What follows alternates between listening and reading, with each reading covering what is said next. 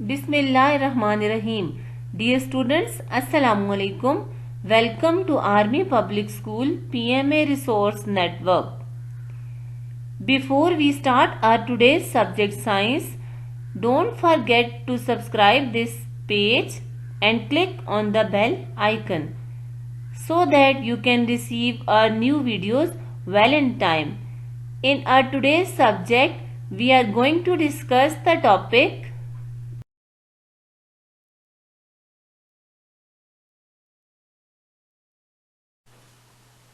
particles sequence as flash. First of all, we will move towards introduction. Substances around us can be divided into three forms: solid, liquid and gas, and these three forms are also known as states of matter. Solid has a well-defined shape. The crystalline solids in the photograph have flat faces and sharp edges. Like all solids, they keep their shape and do not flow over surfaces. But some substances like sand and sugar may not appear to obey these rules, that they don't have flat faces and sharp edges. But close examination shows that each grain is a hard solid which has a definite shape. Solid has a specific volume which can be measured using a measuring cylinder. Then liquids. Liquids do not have well-defined shapes and they flow over surfaces. When a liquid is poured into a jar or bottle, it takes up the shape of the container, but only up to a certain level. The liquid has a specific volume which can be measured using a measuring cylinder. Gases do not have a well-defined shape or volume. When a gas is placed in a container, it quickly takes up any available space. Gases can also flow, and it is possible to pour heavy gases from one container to another. Many substances can exist in all three physical states. The best example is water. Water comes out of the freezer as solid, ice out of the tap as a liquid, and out of a boiling kettle as a gas. And gas is also known as steam. Heating or cooling water can change its state. So water can exist in all three forms of matter.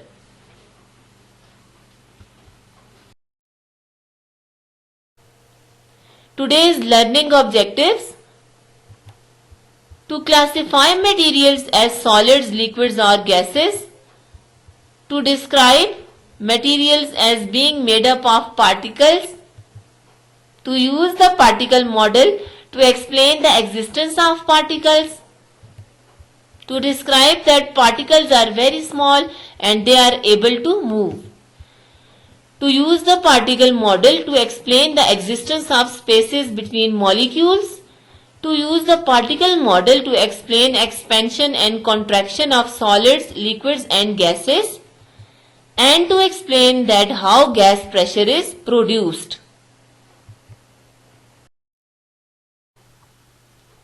This is the combination lecture of week 5 and week 6. The topics that are related to week 5 are following: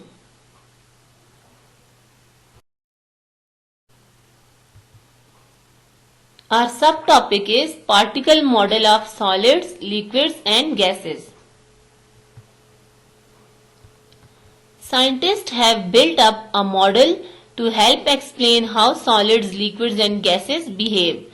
It is called the particle model and it is based on three assumptions.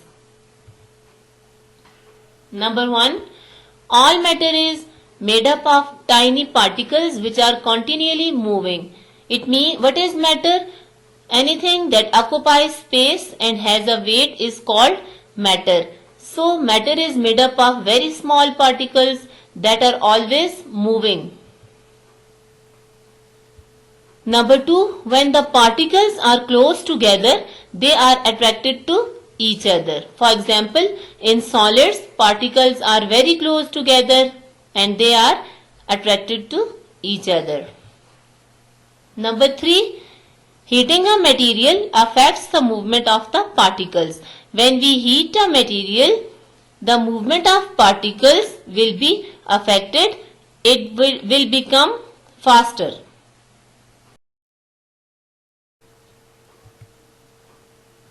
Now we will discuss that what is kinetic theory of matter.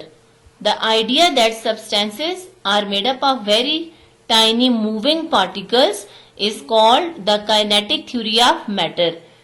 This is called the kinetic theory of matter because kinetic is a Greek word meaning moving. So particles are always moving. There are two kinds of particles, atoms and molecules.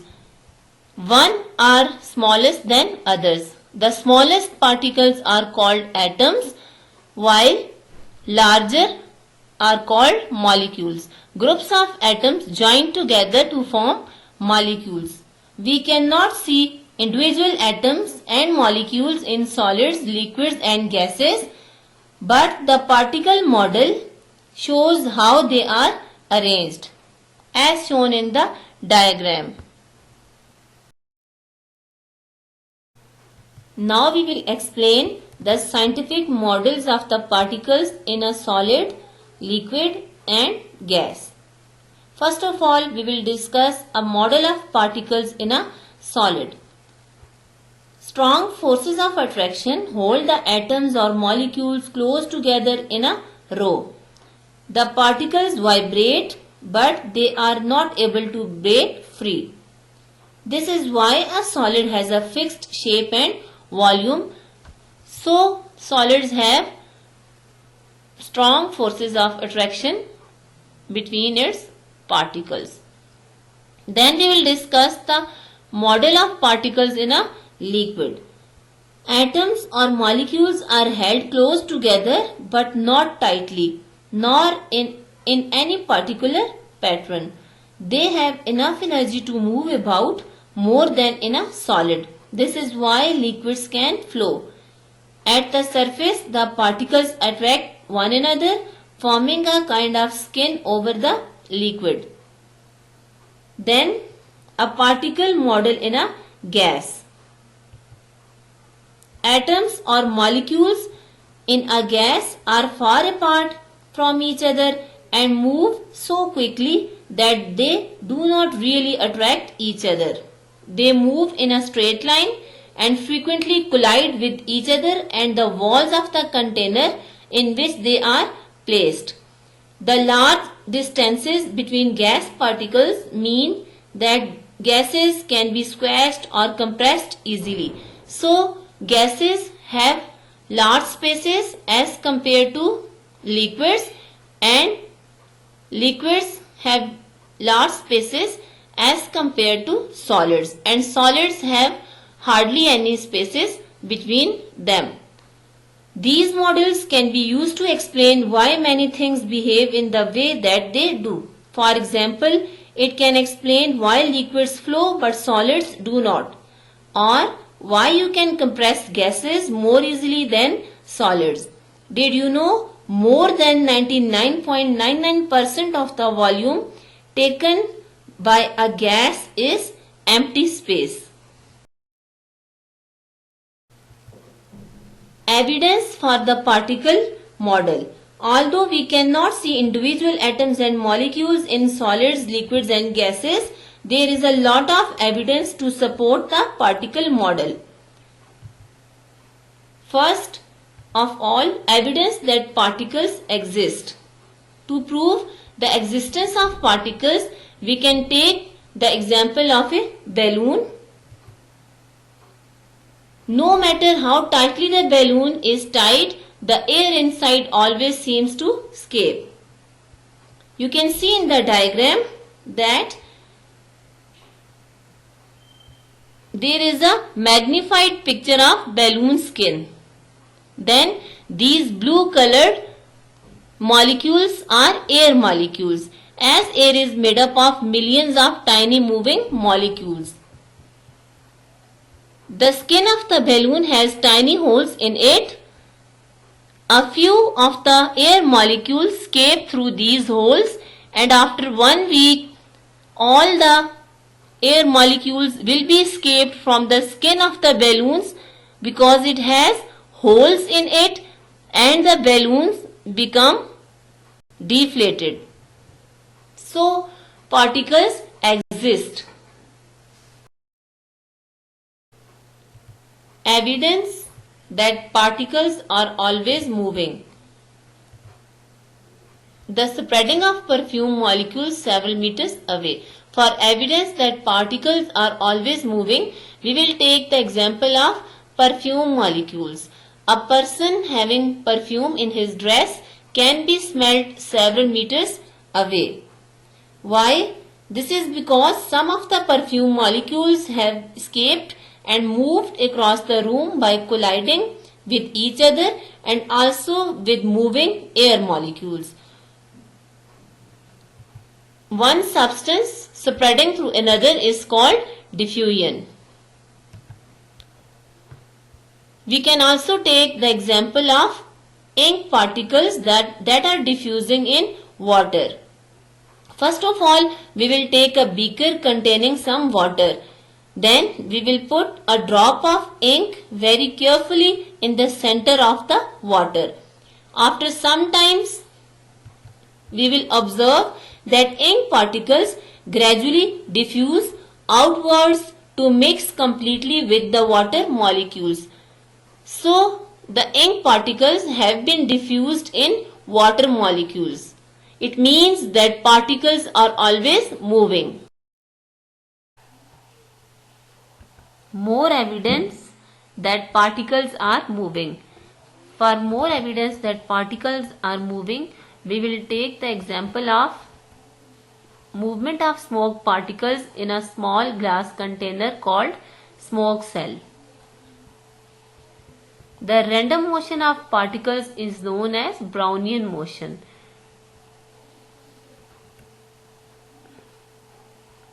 We can see in the diagram that smoke particles are illuminated under the light microscope, and we can see that hundreds of tiny bright specks jerking about in all the direction. The bright specks are smoke particles and they move because they are being bombarded by moving molecules in the air. So, these smoke particles move randomly, and this random motion of smoke particles is known as Brownian motion. This motion was named after a scientist, Robert Brown. He was a Scottish scientist and he observed this type of random motion of particles in 1827. He observed that pollen grains move jerkily when placed in water. In this case, the tiny pollen grains were being bombarded by moving water molecules. So, the movement of pollen grains was random or irregular, and this irregular or random motion of particles is known as Brownian motion. Evidence for the spaces between molecules. For evidence for spaces between molecules, we will take the examples of pea and rice. First of all, we will take pea and rice. We will take 50 cubic centimeter peas in a measuring cylinder and 50 cubic centimeter rice in another measuring cylinder. Then we will mix both peas and rice and we will get a mixture of peas and rice. But this mixture is only 85 cubic centimeters. It should be 100 cubic centimeter, but it is not 100 cubic centimeter. It is only 85 centimeter cube or cubic centimeter. Why this happens? Because the rice fills the spaces between peas, making the total volume smaller than expected. So, particles have spaces between them.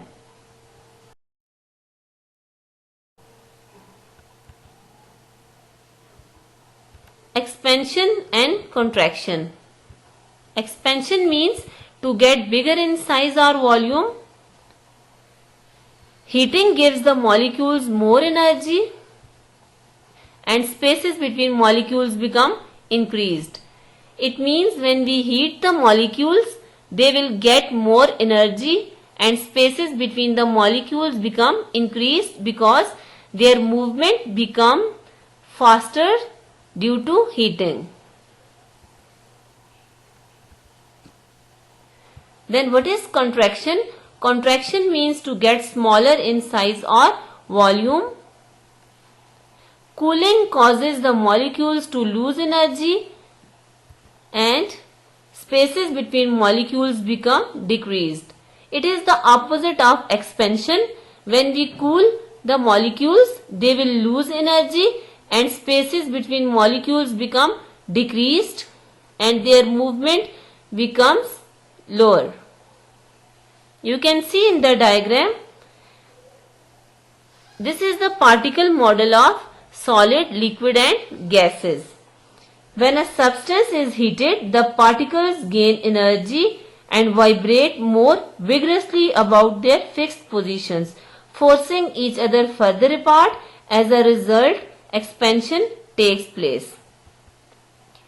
Expansion takes place in solid, liquids and gases. First of all, we will take the example of solids.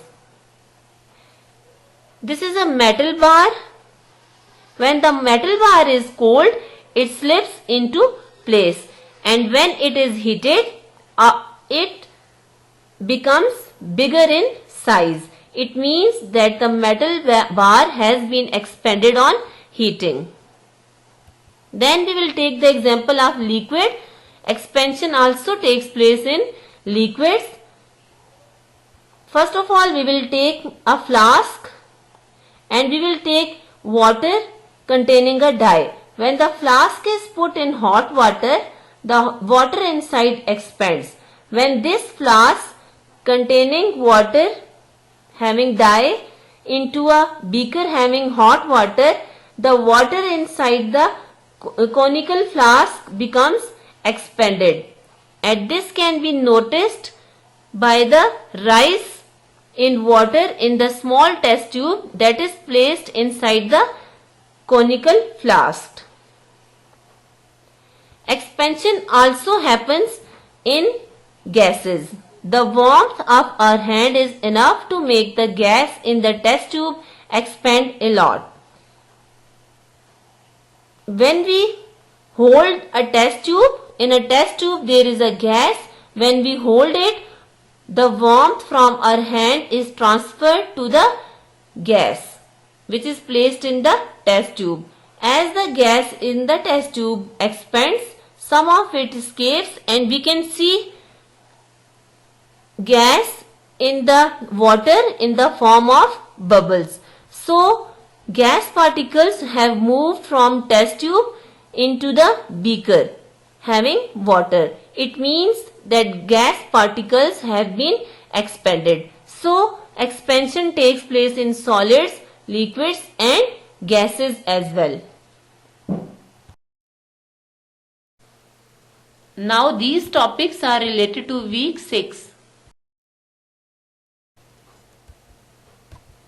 First of all, we will discuss pressure in gases. Gases are squishy and can easily be compressed.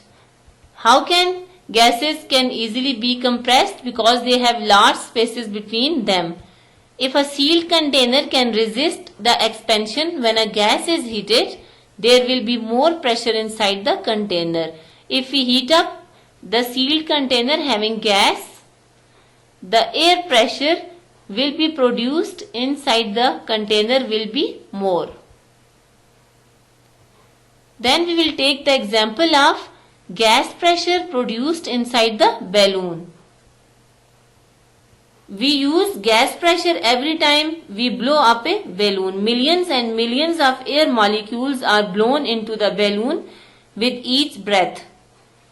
The molecules move around rapidly in all the directions, bouncing off each other and the walls of the balloon. Each time a molecule hits the wall of the balloon, it gives the wall a tiny push. Millions of tiny pushes add up to one big push. In this way, the air pressure will be produced, and this air pressure keeps the balloon inflated. You can observe the diagram. Here is a magnified picture of balloon skin. As you know, the skin of the balloon has tiny holes in it, and through these tiny holes, few molecules escape. But most molecules bounce off each other and also the wall of the balloon. So, air pressure will be produced inside the balloon, and this air pressure keeps the balloon inflated. Air pressure is also produced in car tire, and this gas pressure keeps this car tire inflated. The higher above sea level, that is up to a mountain, you go, the lower the air pressure. As we go higher above the sea level, the air pressure will be lower. So, passenger aircrafts have pressurized cabins to maintain the same air pressure throughout the flight. The instrument that is used to measure air pressure is barometer. Air pressure varies depending on weather conditions. If air pressure is lower, it means then rain is on the way.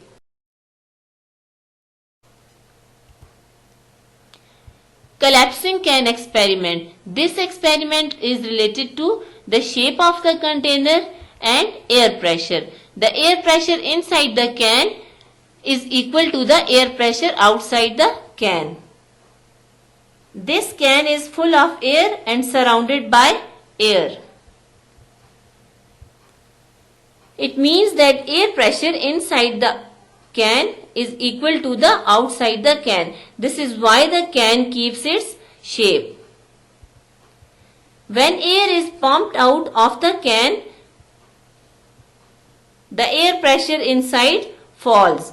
The higher air pressure on the outside pushes on the wall of the can, making it collapse inwards. It means that if the air pressure is lower inside the can than outside, the shape of the container would not be maintained and it collapses inwards. Ideas for investigation. Here are some ideas for investigation for you. Number 1, you have to investigate the speed of diffusion of a drop of ink in water. What is meant by diffusion? As we have already discussed that one substance spreading through another is called diffusion, and here a drop of ink is diffuses in water. You will put a spot of ink into the middle of a shallow dish of water. You will need to measure time and distance travelled. The ink particles diffuse outwards towards the edge of the dish. Use this formula to find the speed of diffusion. Speed is equal to distance divided by time. You will calculate distance and time and you will divide them. In this way you will get speed of diffusion of drop of ink in water. Number 2, you have to investigate the effect of temperature on number 1, the melting of ice, and number 2, the evaporation of water from a beaker.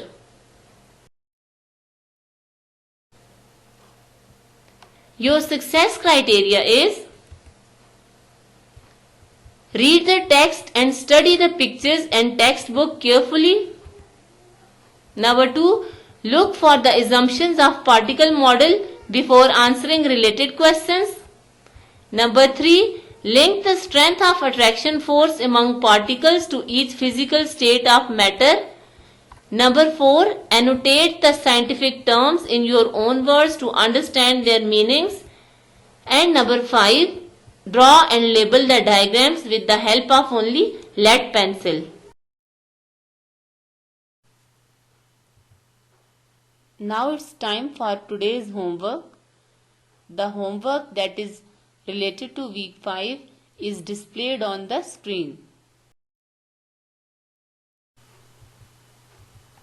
It's related written work. Written work has to be done after reading and understanding the topics. The written work to be spread over 2 to 3 days. The student should discuss the questions and their answers with the helper before writing the answers independently.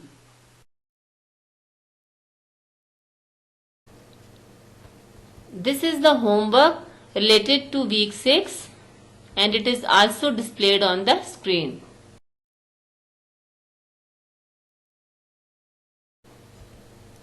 Now its related written work is displayed here. Written work has to be done after reading and understanding the topics. The written work to be spread over 2 to 3 days. This was all about my lecture. I hope you got each and every point. Thank you. Take care and Allah Hafiz.